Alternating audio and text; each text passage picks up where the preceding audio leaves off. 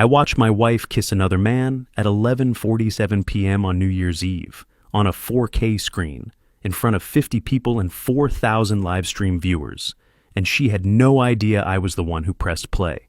If you've got some time and maybe a drink, settle in. This is going to be long, but I promise you, every single minute is worth it. Because what started as a perfect marriage to a lifestyle influencer ended with me exposing her affair in the most public way possible during her biggest live stream of the year. And yeah, I served divorce papers at midnight. But here's the thing. I didn't just wake up one day and decide to blow up my wife's life on camera. This took months. Months of discovering lies, gathering evidence, and planning every single detail. So, let me take you back to the beginning, when I still believed in us, when I thought we had something real. My name's Daniel. I'm 36, work in commercial real estate, mostly luxury properties, the kind with marble lobbies and views that cost extra zeros. I've always been good with numbers, good with people, good at closing deals, the kind of guy who shows up early, stays late, and takes pride in his work. Solid, reliable, maybe a little boring. That was me. 7 years ago, I met Jessica at a charity gala my company was sponsoring. She was 25, already building her Instagram following, had maybe 20,000 followers at that point, and had this energy that just pulled you in. Charismatic doesn't even cover it. She walked into a room, and you noticed. Not because she was loud or demanding attention, but because she had this confidence, this way of making everything she did seem effortless and glamorous. We clicked immediately. She loved that I was successful, but low-key, didn't need the spotlight. You're like the anti-influencer, she joked on our second date. I love it. I love that she had this drive, this vision for building something bigger than herself. She wasn't just posting selfies, she was building a brand, creating a lifestyle empire. I respected that hustle. We moved in together after 6 months, got engaged a year later. She posted the proposal. I'd taken her to Big Sur for the weekend, proposed at sunset on a cliff overlooking the ocean. The photo got 50,000 likes. I remember watching her edit it on the drive home, adjusting the saturation on the ring, filtering the sky to be more dramatic. It didn't bother me then. That was just her world. We got married 2 years after we met. Small ceremony, well, small by normal standards. 150 people, professionally photographed, live tweeted by her influencer friends. Our wedding hashtag trended locally for 3 days. She was thrilled. I was exhausted but happy. That's kind of how it went. And honestly, for a while there, it was good, really good. We'd wake up, I'd make coffee, she'd film a morning routine. We'd have these lazy Sunday mornings where we'd just exist together. Me reading the paper, her scrolling through comments, planning her week. She'd ask my opinion on captions sometimes. Does this sound authentic? Yeah, babe, sounds good. Little domestic moments that felt real, even if half of them ended up on Instagram. Jessica's whole brand was lifestyle content, luxury, wellness, travel, that whole aesthetic. When we got married, she pivoted hard into marriage goals content. Suddenly, I was part of the product. Not that I minded at first. She'd post these anniversary countdowns, morning routine videos where I'd wave at the camera making coffee, husband appreciation posts that made me sound like some kind of saint. The comments were always the same. Relationship goals. You two are perfect. I want what you have. He's so supportive. This is true love. And I'll be honest, I believed it too. I thought we were solid. I was proud of her, genuinely proud. She went from 20,000 followers when we met to 100,000 by our first anniversary, then 200,000, then 400,000. By our third anniversary, she'd hit 450,000 followers and was making 6 figures a year just from being us. Brand deals started rolling in. Couples retreats, his and her skincare lines, luxury vacation sponsorships, relationship coaching partnerships. Companies wanted to associate their products with our marriage, with our authentic love story. Looking back, I can see how it slowly changed her, us. But at the time, I just thought she was evolving, growing her business. She started spending more time on her phone, not unusual for her job, right?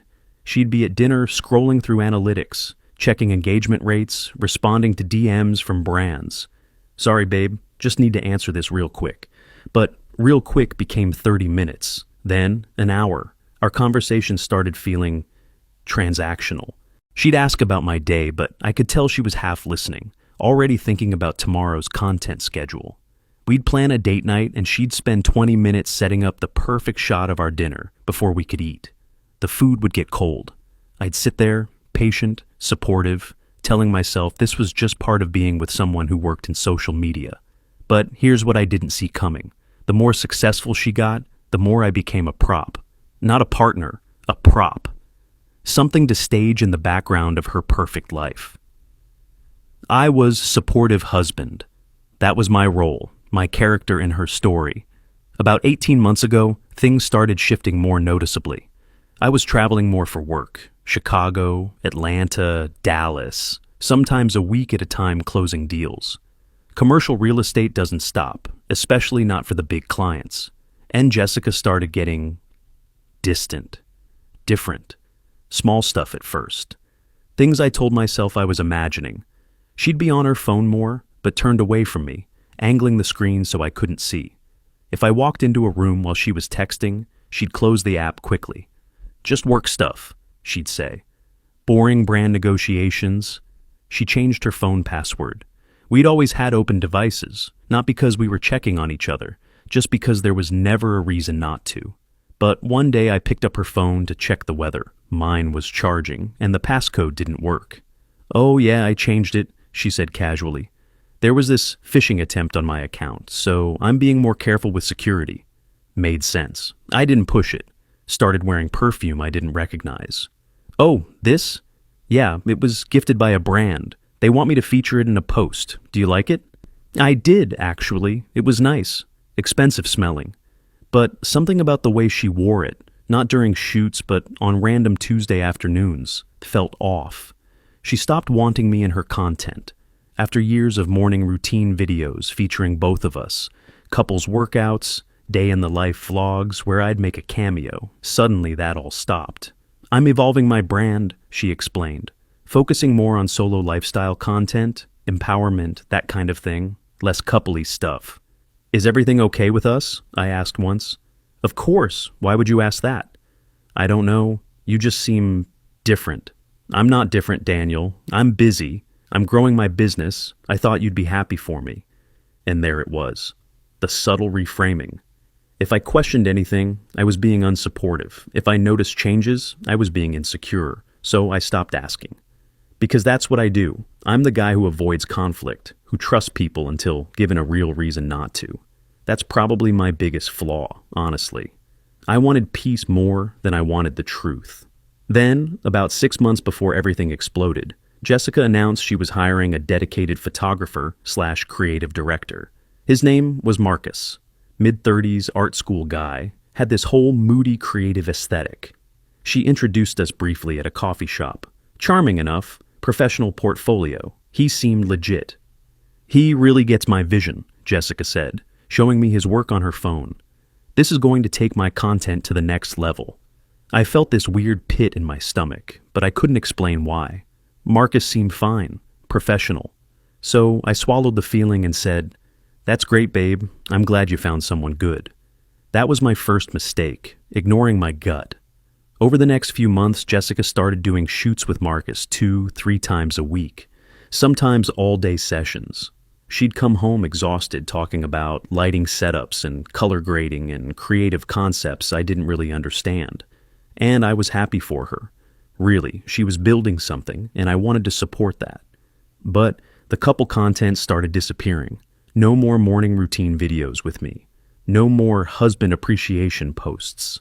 When I asked about it, she'd say she was evolving her brand, focusing more on solo lifestyle content.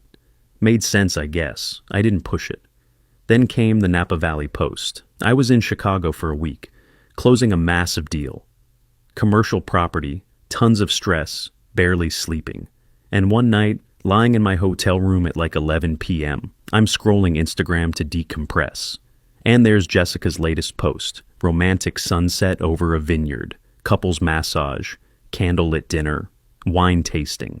Caption, "Sometimes you need to reconnect, and grateful for this life." The comments were going crazy. "You two are perfect. Relationship goals. This is what true love looks like." And I'm staring at my phone thinking, wait, I'm in Chicago. I've been here all week. She told me she was doing a solo wellness retreat, maybe with a girlfriend. But this looked like a romantic getaway. For two. I called her. She answered on the third ring, sounded relaxed, happy. Hey babe, how's Chicago? Good, I said, trying to keep my voice normal. Saw your Napa posts? Looks amazing. Who'd you go with? Oh, just me. Solo retreat, remember? Super restorative. The posts look pretty romantic for a solo trip. She laughed. It's called content, Daniel. I'm creating an aesthetic. You know how this works. And that should have been the moment. The moment I pushed harder, asked more questions. But I didn't. Because I'm the guy who avoids conflict. The guy who trusts. So I said, yeah, okay, looks great. Love you. Love you too. Get some sleep. I hung up and stared at the ceiling of that hotel room for an hour, this sick feeling growing in my chest. Something was wrong. I knew it, but I didn't know what. And more importantly, I didn't want to know. If you've ever ignored a red flag because facing it felt worse than living in denial, you know exactly how that night felt. I convinced myself I was being paranoid, jealous, insecure. That's what I told myself. I had no idea that was the last normal night of my life. The unraveling started about a month after Napa, late September. I was home for the weekend finally and needed to check my email. My laptop was dead, so I grabbed Jessica's iPad from the kitchen counter. She was in the shower. I opened Safari, and then, notification pop-up. Instagram DM, Marcus's name, preview text. Last night was incredible. I can't stop thinking about... The message cut off there, but those 12 words were enough. My heart just stopped. Completely stopped. I stood there in the kitchen, iPad in my hands, frozen. Jessica's shower was still running. I could hear the water. I had maybe 3 minutes before she came out. I closed the notification, opened her settings. We had a family iCloud account set up years ago for photo sharing. And if we shared iCloud, we shared backups, including deleted messages. I didn't even think, just opened my laptop, logged into iCloud, went straight to recently deleted messages. And there they were, 3 months of deleted Instagram DMs between Jessica and Marcus. I miss you already. When can we have a whole day together again? He's traveling again next week. That thing you did with the camera. I read enough to know. It was physical, it was ongoing, and it was happening every time I left town for work. I sat there on the kitchen floor, laptop open, reading through months of deleted messages. My hands were shaking so badly I could barely scroll. Some of the messages were explicit. Some were just intimate in a way that hurt worse than explicit ever could. I miss you already, sent the morning after I'd left for Chicago. When can we have a whole day together again? Sent during a week I was in Atlanta. He's traveling again next week. Sent while I was literally in the same apartment, packing for a trip. That thing you did with the camera. And I didn't need to read more of that one. But there was other stuff too. Planning, logistics. Same hotel as last time? Yeah, but book it under your name this time. He thinks I'm at a wellness retreat, lol. She was laughing about it. They were both laughing about it. I found messages about me, about my schedule. He'll be gone Tuesday through Friday. He never checks the credit card statements, doesn't even notice. He's so clueless. It's almost sad. Almost sad. I was almost sad to them. A joke. A clueless husband too busy working to notice his wife was living an entire second life. The shower turned off. I had maybe 60 seconds before Jessica came out. I closed everything. Screenshot saved to cloud. Evidence secured. Slid the iPad back onto the counter exactly where I'd found it. My heart was hammering. I walked to the bedroom like I was moving through water. Everything slow and distant. Jessica came out wrapped in a towel, hair wet, smiling at me. That smile. The same smile she gave her followers. Practiced, perfect, and completely hollow. Hey, you okay? You look pale. I was standing there, looking at this woman I'd been married to for 5 years, and realizing I had no idea who she actually was. The person I knew, or thought I knew, would never do this. But the messages didn't lie. The facts didn't lie. Yeah, I heard myself say. Just tired, long week. She kissed my forehead. Her lips felt like ice. Get some rest. I have an evening shoot with Marcus later, but I'll be back for dinner. Marcus? His name in her mouth felt like glass in my chest. Sounds good, I said, voice steady somehow. She got dressed, designer athleisure, the kind that costs $200 but looks casual, grabbed her ring light and camera bag, and left. The apartment door clicked shut, and I sat there on that bed, in the empty apartment, feeling like the floor had disappeared beneath me. I should have cried, should have screamed, should have thrown something, but I just sat there, numb, trying to process the fact that everything I'd believed about my marriage was a lie. How long had this been going on? Months at least, maybe longer. How many of her shoots with Marcus were actually shoots? How many wellness retreats were affairs? How many nights had she come home, climbed into bed next to me, and fallen asleep after spending the day with him? I thought about all the times I'd defended her online. Some troll would comment, "Influencers are so fake," and I'd jump in. "Not my wife. She's the real deal. What you see is what you get. What you see is what you get." God, I was such an idiot. I thought about every anniversary post, every grateful for this man caption, every video where she'd talk about building a life together. All of it was performance, content, a lie she was selling for profit. And the worst part, I'd helped her sell it. I'd been so proud, so supportive. "That's my wife," I'd tell my friends, building an empire. I'd carry her equipment to shoots, help her set up ring lights, give feedback on captions. I was her assistant in my own humiliation. The thing about betrayal is, it's not just one moment. It's every moment before that, recontextualized. Every memory suddenly means something different. Every "I love you" becomes suspect. Every time she touched me, I'd wonder if she'd touched him earlier that day. Every kiss, every laugh, every private moment, all of it contaminated. I want to tell you, I confronted her right away, that I demanded answers, that I was strong and direct and didn't take any shit. But that's not what happened. What happened was, I said nothing for days, weeks. I became a detective instead of a husband, because some part of me needed to know everything before I acted, needed proof so absolute that she couldn't deny it, couldn't spin it, couldn't make me feel crazy.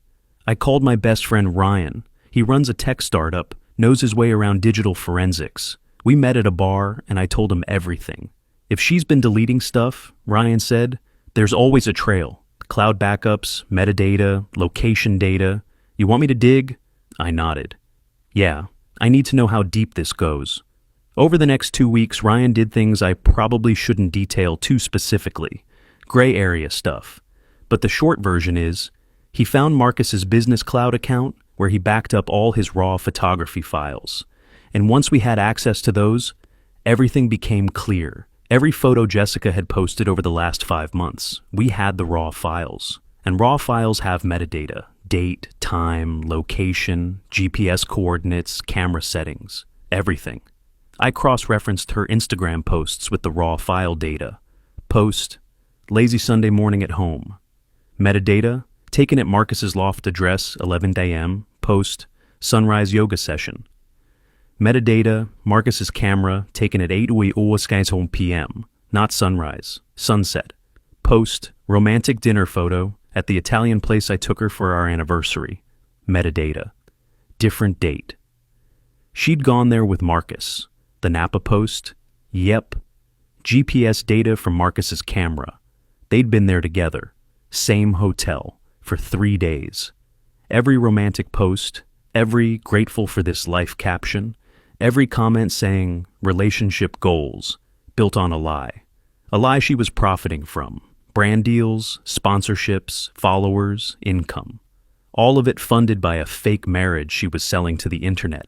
I sat in my car at a random overlook, going through the files on my laptop, and I just broke. Not like crying, worse. This numb, hollow feeling, like someone had scooped out my insides. I thought about every time I'd defended her online when people said influencers were fake. Every time I'd bragged to my friends about our strong marriage. Every anniversary post I'd believed in. I was the punchline to a joke I didn't even know existed. And Marcus and Jessica, they probably laughed about me. Poor, clueless Daniel. Off working to pay for the penthouse she was using to sleep with someone else.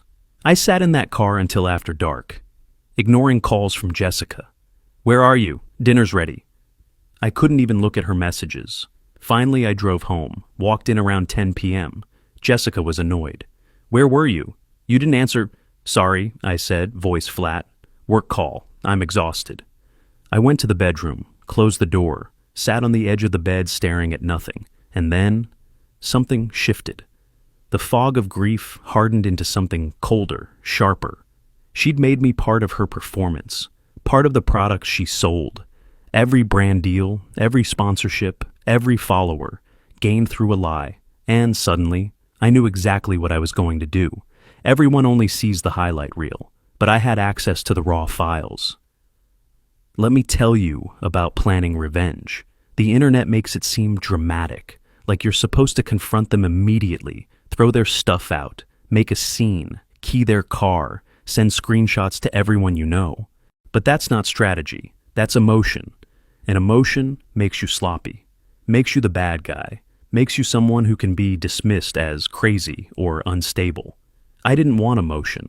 I wanted consequences, real, lasting, undeniable consequences. So, I got methodical, calculated, patient. And let me tell you, revenge is a dish best served cold, but the preparation, that takes heat, that takes focus, that takes everything you've got to not tip your hand too early. First, I called my sister Lauren. She's 39, a family law attorney, sharp as hell, and she's never liked Jessica. Always said there was something performed about her. "She's always on," Lauren had told me once at a family dinner. "Don't you find that exhausting?" I'd defended Jessica then. Told Lauren she was just being judgmental, didn't understand the influencer lifestyle. Turns out Lauren's instincts were better than mine. I met her at her office on a Tuesday afternoon, told her I needed legal advice. When she closed the door and I started talking, I actually broke down. First time I'd cried since discovering everything. And Lauren, she didn't say "I told you so," didn't judge, just let me cry it out, handed me tissues, and then got to work. "Don't do anything rash," she said once I'd calmed down. "Document everything first, then we build a strategy, because if you go off half-cocked, she'll spin it. Make you the villain, trust me, I've seen it 100 times. She connected me with a divorce attorney, woman named Patricia, mid-50s, seen everything, won't be manipulated. We met the next day, started paperwork immediately, documented every joint asset, every shared account, every piece of property. Created a full financial picture. You'll want to start moving money, Patricia advised. Slowly, legally, into separate accounts. You're entitled to half of your joint savings, but do it gradually so it doesn't trigger suspicion. 1,000 here, 2,000 there. Make it look like normal spending patterns. So I did. Over the next 6 weeks, I quietly moved money, opened a new checking account at a different bank, new savings account, transferred half of everything we had jointly, about $45,000 total. Not enough to change our lifestyle day to day, but enough that Jessica wouldn't notice immediately. I met with Patricia weekly. We strategized, covered every angle. "What's your goal here?" she asked during our second meeting. "Quiet divorce? Keep it private?" I thought about it. The truth was, I wanted more than a quiet divorce. I wanted Jessica to understand that actions have consequences, that you can't build a career on lies and expect it to last forever. I want her to face what she did, I said. "Publicly." Patricia raised an eyebrow. "Public humiliation can backfire in court. Judges don't like spouses who air dirty laundry unnecessarily." "What if it's not unnecessary?" I asked. "What if it's correcting a false narrative?" She built her entire career claiming we have a perfect marriage. Her followers, her brand partners, they're all investing in a lie. Don't they deserve to know the truth? Patricia considered this. "You'd need to be careful, very careful. No defamation, no fabrication, just documented truth." I have documented truth, 3 months of deleted messages, photo metadata, location data, timeline evidence, everything. Then technically, you're within your rights to share factual information. But Daniel, think carefully about this. It will get messy. "It's already messy," I said. "I'm just deciding who has to clean it up." Then I started thinking about the how. How do you expose someone whose entire existence is public? You use their own platform against them. Jessica did this big New Year's Eve party every year. It was an event. Live streamed on Instagram, sometimes pulling 4 or 5,000 concurrent viewers. She'd invite 40 to 50 people, friends, brand representatives, fellow influencers, our mutual friends. It was her biggest content moment of the year, peak engagement, peak visibility. And this year? This year would be different. The plan crystallized fast. I'd create a slideshow, a video presentation.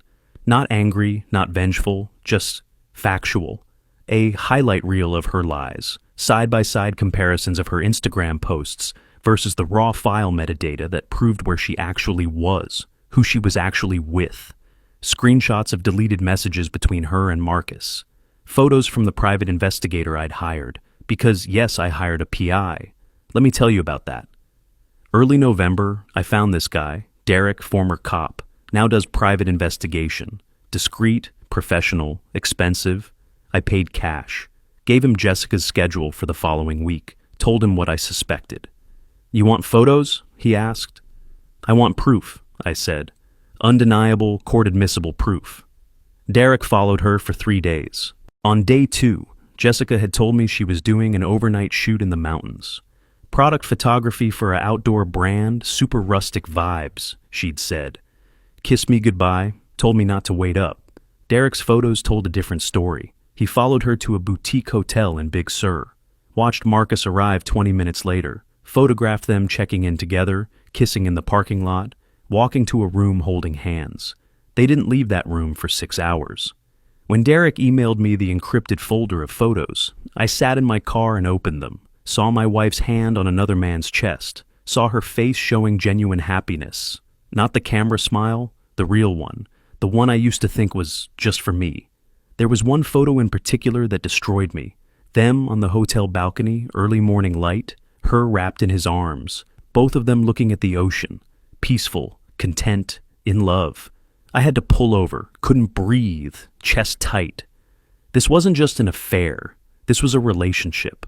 A whole separate life she was living while I was out working to pay for the penthouse we shared. But that photo also hardened something in me, made my decision clear. This wasn't going to be a quiet divorce. This was going to be an exposure, a reckoning. I spent weeks building that slideshow. Late nights in my home office, door locked, telling Jessica I was working on a big proposal for Q1. She'd knock sometimes. "Babe, come to bed, it's late." And I'd say, "Just finishing up, 5 more minutes." While I was actually syncing GPS coordinates to timestamps, matching deleted messages to posted content, building an irrefutable timeline of her deception. The final slideshow was 90 seconds long, set to a melancholic piano track. Nothing dramatic, just atmospheric. No narration, just images, text overlays, and truth. Slide. Jessica's Instagram post. Romantic getaway in Napa with 45K likes. Slide. Raw file metadata showing photo by Marcus Chen, GPS coordinates, Marcus Chen's hotel room, Napa Valley Inn. Slide. Her post. Lazy Sunday morning at home. Slide. Metadata showing location 342 Lafayette Street, Marcus's loft address. Slide. Screenshot of her DM to Marcus. He thinks I'm at a wellness retreat level all. Slide. Photo from PI of them kissing over and over. Every lie, every deception, every piece of evidence laid out in high definition. I tested it a dozen times. Made sure it was devastating, but not gratuitous. No explicit content. Nothing cruel for cruelty's sake. Just facts, just truth. And while I was building this bomb, I was playing the perfect husband. Thanksgiving came. Jessica posted a long caption about being grateful for this man who supports my dreams. I smiled for the photo, helped her stage the table setting for that perfect overhead shot she wanted, carved the turkey while she filmed, played my role. Christmas. We decorated the tree together. She filmed the whole thing for a cozy holiday moments reel. I wrapped her gifts, expensive ones, things she'd been eyeing for months. She posted them all. He knows me so well, with 67K likes. Every single day, I live this double life. Supportive husband during the day. Calculator of consequences at night. Lauren asked me once during this period, "How are you doing this? How are you pretending everything's fine?" "Because the alternative is blowing up too early," I said. "And I need New Year's Eve. I need that night, that party, that live stream. That's when it has to happen. You're sure about this? I've never been more sure of anything in my life. Lauren knew, Ryan knew, they'd both be at the party, ready to back me up. Jessica spent the week before New Year's planning every detail, guest list, catering, decorations. She was so excited. This is going to be the best one yet, she kept saying, and I'd nod. I'm sure it will be, because I wasn't lying. It would be unforgettable. I volunteered to handle the AV setup, hired a company I'd worked with for corporate events, guys I trusted, made sure the main screen was controlled by a tablet I'd have access to, tested the system twice, confirmed I could override Jessica's laptop feed. Everything was in place. December 30th, the night before the party, I lay in bed next to Jessica.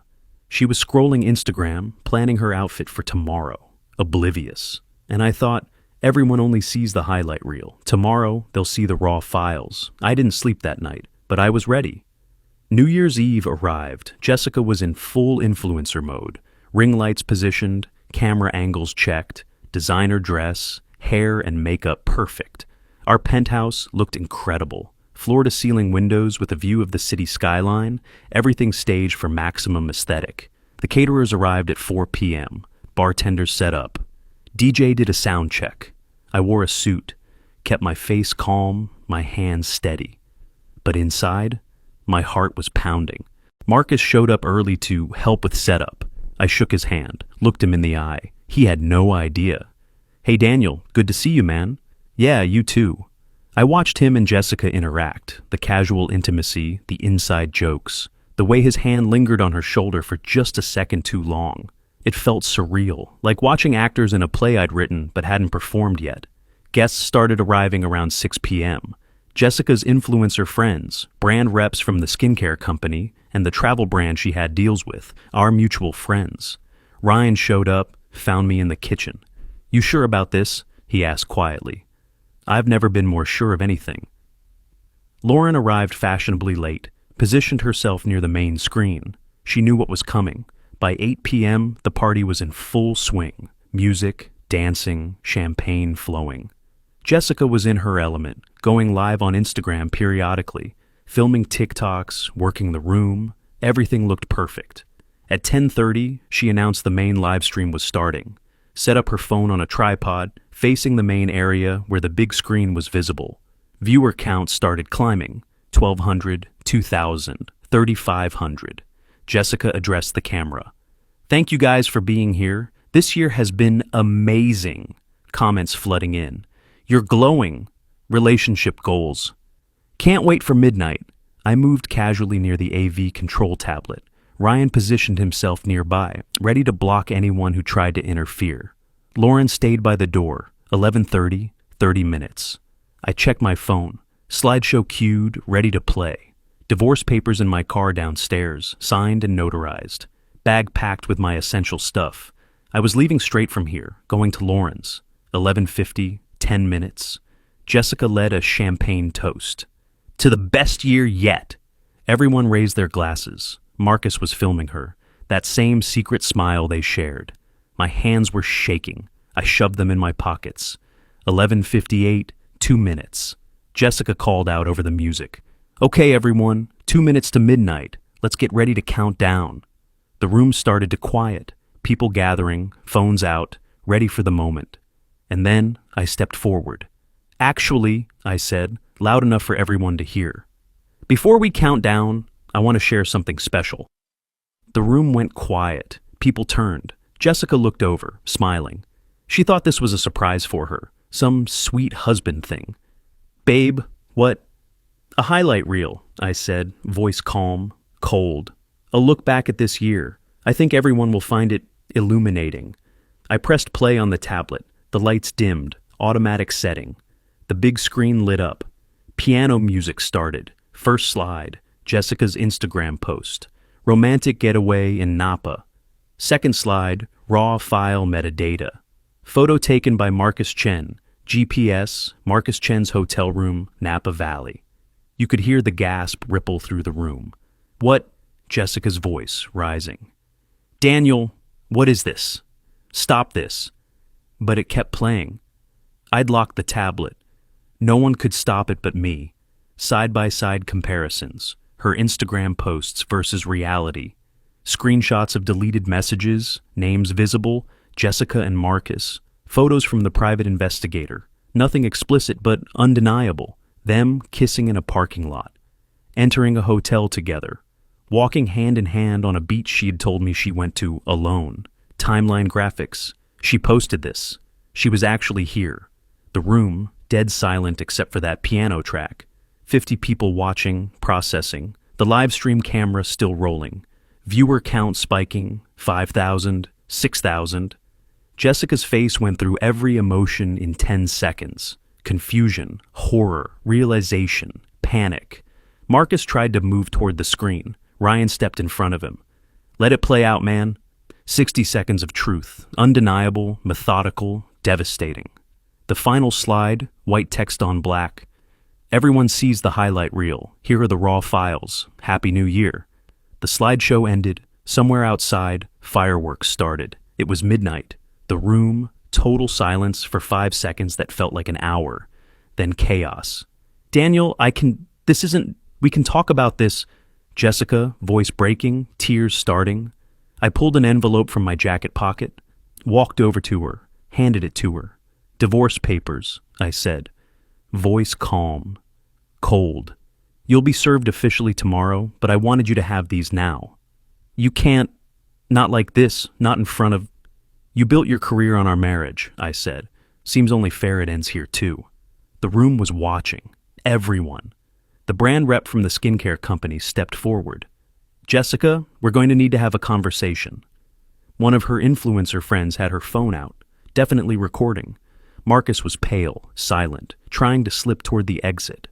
Ryan blocked him again. Where are you going? Party's just getting started. I looked around one last time, at Jessica sobbing, at the guests shocked into silence, at the live stream camera still running, comments going absolutely insane. I'm sorry you all had to see this, I said to the room, but some truths can't stay hidden. I looked at Jessica one more time. You wanted to be an influencer? Congratulations, this will definitely trend. I walked to the door. Lauren followed me. Behind us, I heard Jessica collapse into tears, people rushing to her. The elevator ride down was silent. Lauren didn't say anything, didn't need to. We got to the parking garage. I sat in my car for a minute, engine running, hands shaking on the steering wheel. My phone was going insane. Texts, calls, notifications. I silenced it. You okay? Lauren asked from the passenger seat. Ask me tomorrow. We drove off. Above us, in the penthouse, my former life was imploding. And somewhere in the city, fireworks were exploding over the skyline, people celebrating the new year. I felt nothing. Everything. I don't know, but I'd done it. By the time I woke up the next morning at Lauren's place, the internet had already made its decision. The live stream clip had been screen recorded and was everywhere. Twitter had influencer exposed trending. Reddit had like 5 threads going, thousands of comments. TikTok was full of reaction videos, breakdowns of the slideshow, body language experts analyzing Jessica's face when she realized what was happening. The original live stream had hit 12,000 viewers before Jessica finally ended it, around 12:45 a.m. But it didn't matter. The internet is forever. Jessica posted and deleted 3 different apology statements within the first 4 hours. First one was defensive. There are 2 sides to every story. Second was vague. I'm sorry to anyone I hurt. Third was a breakdown. I can't deal with this right now. Taking a break. By noon on January 1st, she'd deleted her Instagram entirely. 450,000 followers. Gone. Years of work. Vanished. But of course, the internet had archives. Screenshots. Downloaded videos. You can't erase something that public. Her influencer squad started distancing themselves immediately. Stephanie, one of her closest friends in that circle, posted a carefully worded statement. Shocked and disappointed, taking time to process. Translation, I'm not going down with your ship. Then the brand emails started coming. I wasn't privy to them directly, but Lauren had contacts and word got around fast. The skincare brand terminated their partnership on January 2nd. $80,000 annual contract, gone. The The travel company followed on January 3rd. Another 50,000 gone. By the end of the first week, Jessica had lost approximately $180,000 in annual income. Marcus took a hit too. 3 of his influencer clients quietly dropped him. Word spread fast in that world. He was unprofessional, messy, not worth the drama. And me?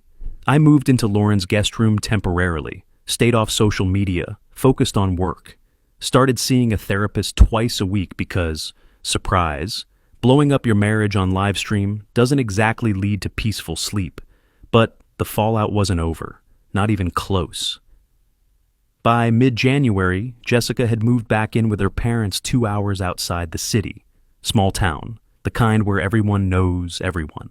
And apparently someone recognized her at a grocery store, filmed her having a panic attack in the cereal aisle, uploaded it. It went viral. I saw that video. And for the first time since the party, I felt something other than anger. I felt guilt, because she looked broken, not just embarrassed, broken. Then on January 20th, her younger sister called me. "Daniel, I know what she did was awful," she said, voice shaking. "But she's not okay. She's not eating. She won't leave her room. She had to be hospitalized last week after a..." She paused. "After a panic attack. They were worried about..." "I'm scared, Daniel." My chest tightened. "Is she physically okay?" "Yeah, but mentally, I don't know." "I'm sorry she's hurting," I said carefully. "But I can't be her support system anymore." "I know. I just thought you should know." I hung up and sat there staring at my phone. Had I pushed too far? Was I responsible for this? I called Lauren, told her about the call. "You exposed the truth," she said firmly. "You didn't make her cheat. Her consequences are hers, not yours." But the doubt lingered. It still lingers, honestly. Because here's the thing about revenge. It's satisfying in the moment. That midnight slideshow, that felt good, felt like justice. But watching the aftermath unfold, seeing someone spiral, even someone who hurt you, it's complicated. There were think pieces published. Revenge in the age of social media. When does justice become cruelty? I read some of them, felt the weight. Most people sided with me. He had every right to expose her. She built her brand on a lie. Play stupid games, win stupid prizes. But some thought I went too far. Public humiliation is cruel. He destroyed her mental health. He could have just divorced her quietly. And you know what? They might be right. I don't know. The divorce proceedings started in February. First mediation session was brutal. Jessica's lawyer tried to argue that my actions were intentional infliction of emotional distress. My lawyer countered that I'd exposed truthful information, no defamation or slander involved. Jessica looked hollow, lost weight, dark circles, wouldn't make eye contact with me. And I felt this weird, sad recognition of what we'd lost. Or maybe what we never really had in the first place. Settlement was clean. No alimony. Marriage was under 7 years. And she'd been the higher earner most of the time anyway. We split joint assets 50-50, which wasn't much besides the deposit on the penthouse. By the end of February, it was over. Legally, at least. Marcus moved to Portland, last I heard, trying to rebrand as a fine art photographer. Good luck to him, I guess. And Jessica? In mid-February, she created a new private Instagram. 2,000 followers compared to her former 450,000. Started posting vague, healing journey content. Therapy quotes, nature walks, self-reflection. Then she announced a podcast, Rebuilding After Rock Bottom. First episode got 5,000 downloads and a flood of hate comments. She turned comments off. Part of me wanted to feel vindicated by all this, but mostly I just felt tired. As spring came, March brought new routines. I moved into my own apartment. 1 bedroom, smaller than the penthouse, but fully mine. No ring lights, no staging equipment, no performance. Just a place to live. I started running in the mornings, cooking actual meals, reading before bed. Small things, but they felt significant, like I was remembering how to be a person instead of a prop. Therapy helped. Twice a week I'd sit in that office and unpack everything. Not just the affair, but the underlying issues. How I'd been conflict avoidant, a people pleaser. How I'd lost my boundaries trying to support her dream. "What's your dream?" my therapist asked one session. I realized I didn't know. I'd spent so long supporting Jessica's vision that I'd forgotten to have my own. I want to figure that out, I said. I reconnected with old college friends I'd lost touch with, guys Jessica had always found boring. Turns out they were actually fun. We went to basketball games, grabbed beers, talked about normal stuff. No cameras, no content, no performance. Just life. I picked up woodworking, something I'd done in high school and loved. Built a simple bookshelf from my apartment, felt absurdly proud of it. Work was good. Closed a major deal in March, $15 million commercial property. But I realized I didn't want to travel as much anymore. Talked to my boss, shifted to more local deals, better work-life balance. And I deleted Instagram and TikTok from my phone entirely. Kept in touch with real friends through texts and calls. The constant performance pressure, the comparison, the highlight reels. I didn't need any of it. Life felt lighter, quieter, real. Then, in late March, I met Rachel. Complete accident. I was at a coffee shop reading, and she accidentally knocked her drink over near my table. Apologized profusely. I laughed it off. It's just coffee. We started talking. She was 34, a graphic designer, funny in this understated way. No social media presence. Like, none. I had Instagram for a year, and it made me miserable, she said. So I deleted it and never looked back. I might have fallen a little bit in love right there. We exchanged numbers, went on a casual first date in late April. Nothing fancy, just a restaurant with good pasta and no cameras. She talked about her life, her work, her dog. I told her I was recently divorced, didn't go into details. Bad breakup? She asked. You could say that. But I'm doing better.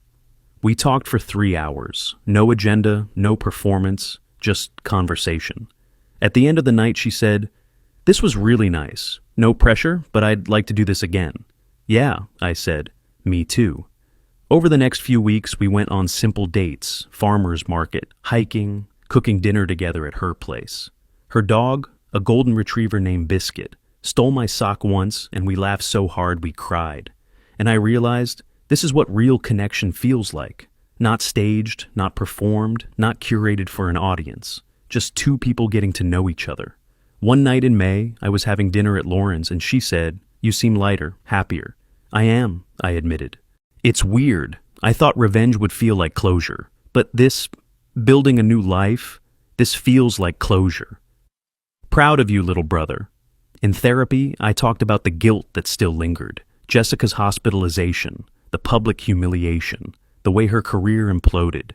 You're allowed to feel guilty and still know you did what you needed to do, my therapist said. Both can be true. I wish I could have handled it differently, I said. But I needed the world to stop seeing a lie. And now I just need to see the truth myself and build from there. It's July now, 6 months since that New Year's Eve. Rachel and I are officially together, taking it slow, not rushing anything. She's met Lauren and Ryan. I've met her family. It's good, really good. My life is stable, routine, quiet, and I like it that way. Last week I was scrolling the news, habit I'm trying to break, and I saw an article about Jessica. Headline, former influencer Jessica Mitchell launches Second Chances coaching program. I read it. She's rebuilt a small following, about 30,000 now. Focuses on authenticity after failure. Charges $500 for group coaching sessions on rebuilding after public shame. My first reaction was disbelief. Is she seriously monetizing this? Then I laughed.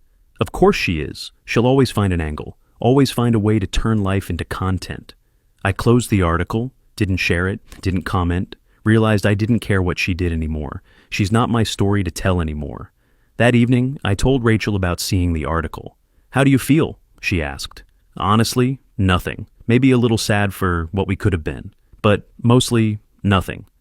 That's probably healthy. Yeah, I think I'm finally done carrying it. Later that night, we were watching a movie, and there was this line, "People only show you what they want you to see."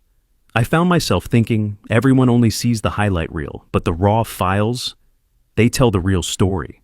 "What was that?" Rachel asked. "Nothing, just thinking out loud." So here we are. New Year's Eve is coming up again in a few months. And you know what? This year, I'll be at Lauren's place. Small gathering, close friends, no cameras, no live stream, no performance. Just people I love, living real lives. A year ago, I blew up my life at midnight, exposed my wife's affair in front of thousands of people, served divorce papers while fireworks exploded over the city. And tonight I'm just living. Quietly, honestly, mine. I don't regret the exposure. Jessica needed to face the truth. Her followers deserved to know they'd been sold a lie. But I do regret that our marriage became a performance in the first place. That somewhere along the way, we stopped being partners and became content. If I've learned anything, it's this. The highlight reel gets the applause.